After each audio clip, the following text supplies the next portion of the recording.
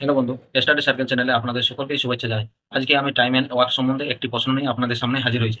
আজকের প্রশ্ন হলো, এ একটি কাজ 12 দিনে করতে পারে, বি একা একটি কাজ 15 দিনে করতে পারে, সি এর সাহায্যে এটি 5 দিনে শেষ করতে পারে। তাদের যদি পুরো কাজের জন্য 960 টাকা দেওয়া হয়, তাহলে এ কত টাকা পাবে? তাহলে এর টাকাটা আমাদের বার করতে হবে। এ পাবে 5/12 ইন্টু 960 টাকা। তাহলে 12 8 হয় 96। তাহলে এর টোটাল কত টাকা পাবে? 400 টাকা। বি কত পাবে? বি পাবে 5/15 ইন্টু 960 টাকা।